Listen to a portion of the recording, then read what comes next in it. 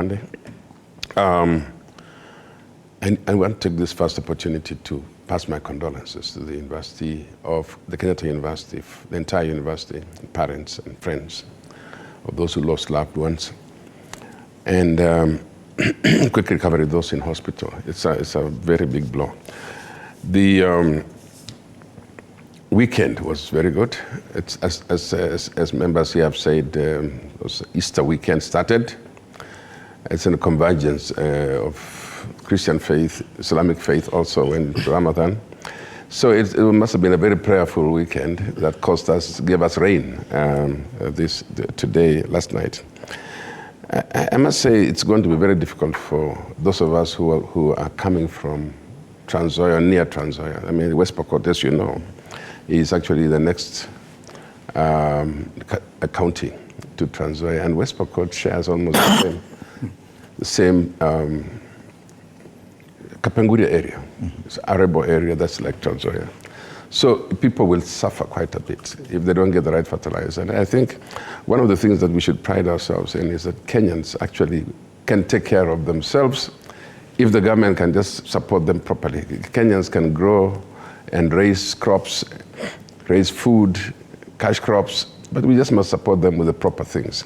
I was very concerned that KEBS, which is a government arm, can actually confirm that the fertilizer is fake and pronounces that as such. But through the weekend, nobody in the government has actually come to take responsibility or even apportion the blame to anybody. I mean, it's very important that we know that we can make mistakes. And let's come down to that, say, I'm sorry, apologize to people. Because if you buy, and I saw a place where if you bought the fertilizer, and half of it is pebbles, something, some kind of roundish stones. And if that really be the case, you're buying absolutely nothing. You're simply making your soil even worse. Mm-hmm. So I do hope that somebody will take responsibility. First of all, because if it is a donation, if it's a donation given to us by somebody, we should actually go back to that person and say, you better give us half of the number, but of pure fertilizer, than trying to give us hundreds of bags and half of it is stones.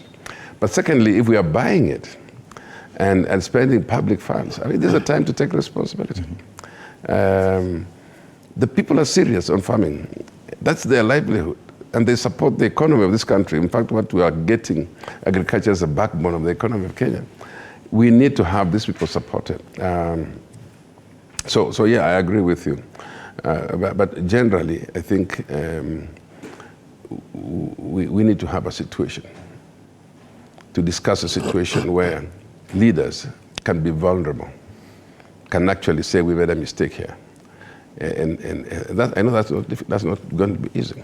I heard the member for Kiharu, Ndidi Nyoro, saying that, telling the taxman, you can't tax people anymore without public participation. I mean, you know that's the law. It has been the law for a long time. And it's not a matter of begging the taxman. The taxman should know the law. So I'm just saying, basically, the same government needs to realize that they're under scrutiny. And these days, Kenyans actually scrutinize quite a bit. And they should then get their act together, not individually releasing statements that confuse people about public participation. The same issue that my friend here, Poghisio, was talking about Nairobi. Public participation is very important. I mean, it's amazing that, that kind of pronouncement could be made and just declared like that without policy. So I think we're heading in a direction where leaders tend to feel entitled and not caring about who else has an opinion. And I think we need to move away from that. Okay. Yeah. Now, the whole of last week we were discussing whether or not President William